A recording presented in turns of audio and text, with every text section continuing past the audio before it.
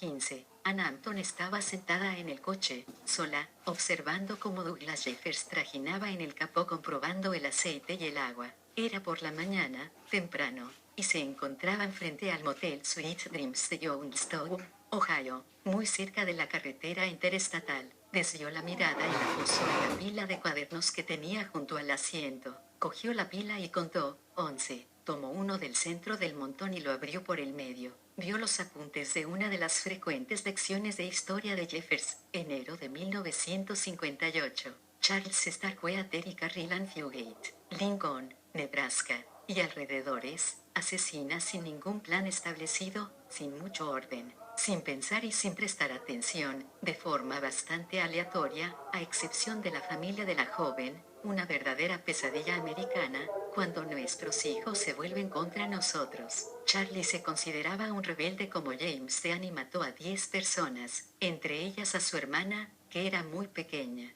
Fue a la silla eléctrica en el 59, debajo de aquel apunte había escrito la sinopsis del escueto comentario de Jeffers. Estaban enamorados, pero al final ella se volvió contra él. Tenía 14 años, cuando tenía que darse prisa, escribía con letra más grande y más infantil, observó Ann Hampton, no con aquel trazo más cuidadoso y preciso para tomar apuntes que recordaba de las clases en la facultad. Aquel era un recuerdo vago y lejano, como si su época universitaria hubiera sido años atrás, no meramente semanas. Ann Hampton reflexionó, pero al final ella se volvió contra él. Jeffers había dicho aquello amargamente, como si fuera aquel detalle lo chocante, y no los acontecimientos que lo precedieron. Pronunció la frase en voz alta, sin alzar el tono para que él no pudiera oírla. Al final ella se volvió contra él. Debió de desear vivir, pensó Ann Hampton. Debió de creer que la vida era algo caro y preciado y que a lo mejor podía llegar a ser una persona especial, o incluso una persona ordinaria, a pesar de la negrura, la sangre y la muerte, y que el hecho de vivir no se veía destruido por lo que le había sucedido. Solo tenía 14 años, y sabía que podía haber algo más. Debió de experimentar algo mágico, maravilloso, intenso, y decidió vivir, a toda costa. Ann Hampton se preguntó dónde podría encontrar ella esa misma energía. Contempló nuevamente aquellas frases escritas sobre el papel blanco rayado de azul. Hubo una ocasión en que Jeffers la observó escribiendo furiosamente, y comentó que le recordaba a muchos reporteros con los que había trabajado, hombres que tenían sus propios métodos de taquigrafía, que daban como resultado unos jeroglíficos ilegibles hasta para un criptógrafo experto, pero que para su autor estaban tan claros como una hoja impresa. La recorrió un escalofrío y recordó la sensación de vértigo que había experimentado 2 noches antes, cuando él le anunció que necesitaba examinar los apuntes. Fue un momento terrorífico. Le hizo aquella exigencia tarde, después de registrarse ambos en otro motel olvidable, después de haber pasado demasiadas horas en la carretera, agotada por el ruido, la velocidad y los faros que horadaban la oscuridad y le herían los ojos. Jeffers agarró las bolsas y gruñó, «Tráete los apuntes». Ella los cogió con precaución, dolorida, como si no fuera lo bastante fuerte para sostener nada más. «Aquí están». Él abrió la puerta y dejó las bolsas encima de una de las camas gemelas. «A ver», dijo. Tomó asiento frente al pequeño tocador y fue pasando las hojas. Ella se quedó encogida en una silla del rincón, procurando dejar la mente en blanco, pero los pensamientos fueron acudiendo uno tras otro a su imaginación. «No va a ser capaz de entender lo que pone», se dijo, «y se dará cuenta de que le he resultado inútil. Y entonces, oh, Dios, estoy perdida», concluyó, aterrorizada. Cerró los ojos en un intento de protegerse del miedo, pero el crujido de las páginas al pasar se le hizo ensordecedor. Al cabo de unos minutos, Jeffers, después de hojear rápidamente los párrafos del final, lanzó los cuadernos a un lado y se estiró. «Dios, estoy hecho polvo», dijo. «Bueno, no están mal. De hecho están bastante bien. Puedo leerlos sin problemas. Vale, hay algún que otro punto oscuro, como cuando intentaste escribir yendo por aquella carretera de Michigan llena de hojarasca helada del invierno pasado. Aquello era como una montaña rusa, de modo que la letra está llena de altibajos, de acá para allá», sonrió. «Pero en general yo diría que lo estás haciendo bien, muy bien». Como ya me imaginaba, Anna Anton deseó sentirse menos complacida por aquellos elogios. Jeffers le devolvió los cuadernos y a continuación le dio un toquecito en la coronilla de la cabeza,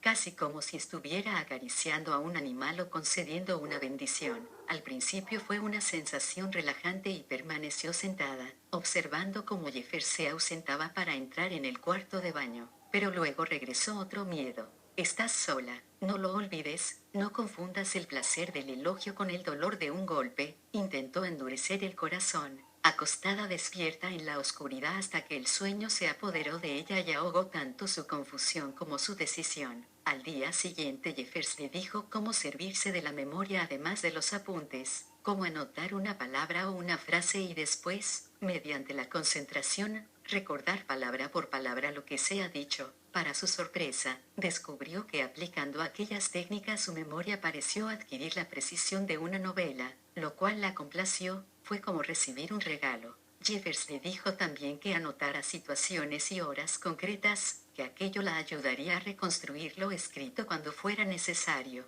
Sin embargo, ella dudaba que tal cosa fuera posible, le daba la sensación de que todo estaba inconexo, que cada lugar que visitaban era aislado y singular, que el único vínculo de unión entre unos y otros era la memoria de Jeffers. Cada parada que hacían, como sus cambios de humor, era inesperada e igual de aterradora, y dependía sola y exclusivamente de sus razones particulares y su plan de actuación. Lo más al norte que habían viajado era Irving, Minnesota, y lo más al oeste que habían llegado era Omaha, Nebraska, casi lo bastante cerca como para imaginar las rocosas elevándose por encima de las llanuras, lo cual agitó recuerdos de su hogar y de su familia que le parecieron tan esquivos como la visión de las montañas. Kansas City, Iowa City, Chicago, Fort Wayne, Ann Arbor, Cleveland y Akron. Aquellas poblaciones se mezclaban en su cerebro formando un revoltijo de áreas rurales y trazados urbanos. Lo curioso era que tenía la suerte de que Jeffers insistiera en que tomara apuntes con tanto esmero, porque incluso con aquella nueva precisión, su memoria seguía haciendo una mezcolanza de los detalles del viaje. Oyó a Jeffers canturrear fuera.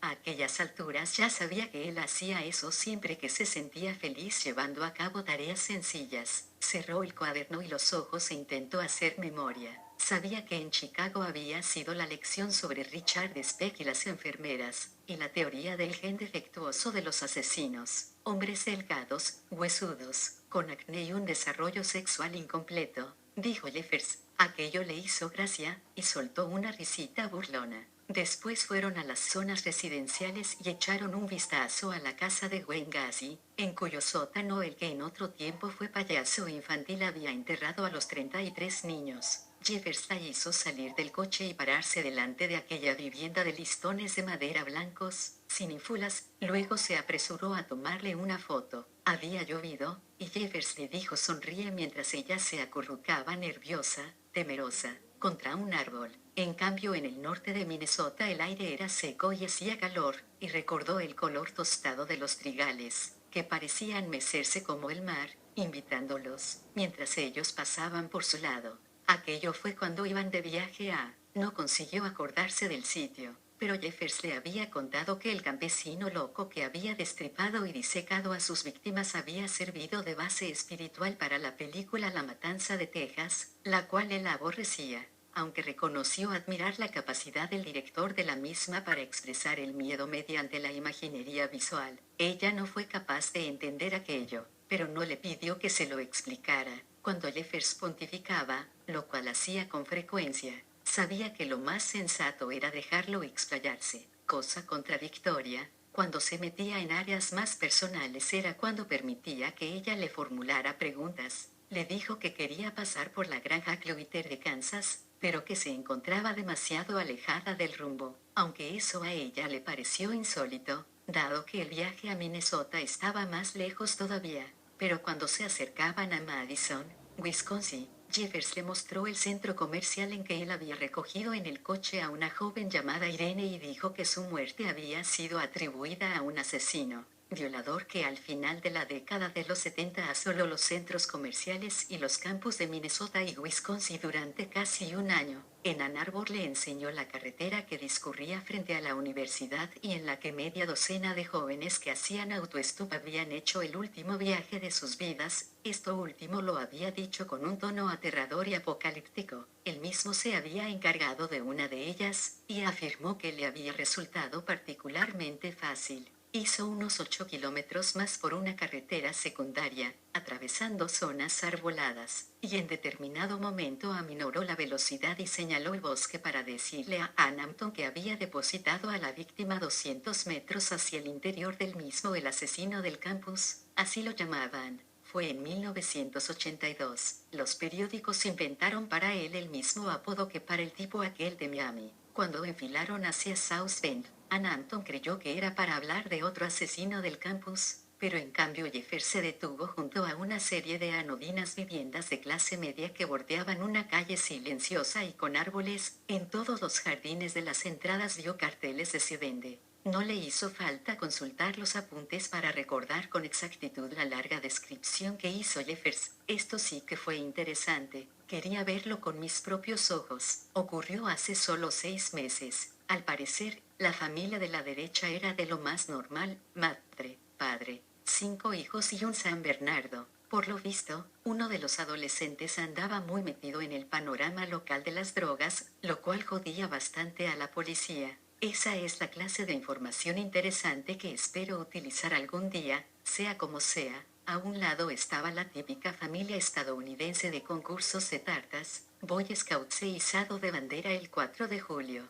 Al otro, en fin, digamos que no se parecían en nada. Hijo único, malos tratos por parte de los padres. Al llegar a la adolescencia, el chico alberga sentimientos persecutorios bastante legítimos. Siempre odió a sus vecinos, ya sabes, pensaba que ellos lo tenían todo y él no tenía nada. ¿Sabes algo de psicología? Bueno, pues mi hermano te diría que la situación tenía todos los ingredientes necesarios para dar como resultado una personalidad paranoica con una vena psicótica, y lo que sucedió fue más o menos lo siguiente. Un día los miembros de la familia típica estadounidense se van al trabajo y al colegio con la fiambrera del almuerzo, un besito en la cara y un hasta luego. El retorcido vecino penetra en la casa empuñando el 45 de su viejo y un par de cartuchos de balas. Lo primero que hace es cargarse al San Bernardo y arrastrar el cadáver al sótano. Buffy, se llamaba el perro. A continuación va disparando a todos los componentes de la familia conforme van llegando a casa y se lleva todos los cadáveres al sótano. Después sale, se va a su casa,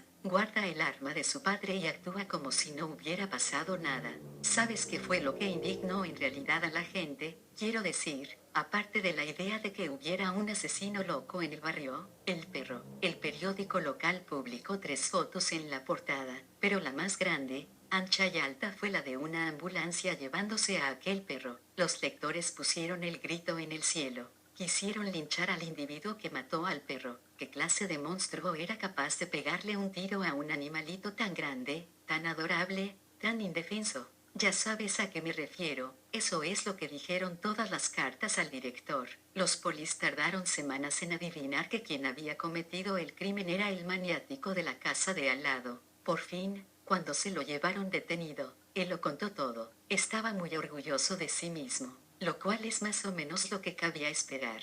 Quiero decir que, después de todo, tenía aquel odio y aquel problema y los resolvió. ¿Cómo no iba a sentirse satisfecho? Además, no le gustaban mucho los perros. Ann Hampton cogió el cuaderno número 10. Cerca del final encontró los apuntes que había tomado acerca de aquel crimen, incluido el largo soliloquio de Jeffers. Cotejó con su memoria las apresuradas anotaciones que abarcaban media docena de páginas y encontró que coincidían bastante con lo que ella recordaba. Sentada en el coche, se acordó de una frase o dos que no aparecían en los apuntes, y procedió a escribirlas en el margen. Vio que había anotado literalmente el chiste con el que Jeffers había finalizado su exposición. El periódico debería haberlo denominado el asesino canino. Levantó la vista bruscamente cuando Jeffers cerró el capó de golpe. Todavía se estremecía el coche cuando se metió de un salto en el asiento del conductor y le dijo: «Hora de irse». Tenemos muchos kilómetros por delante antes de poder descansar y demás. Sí.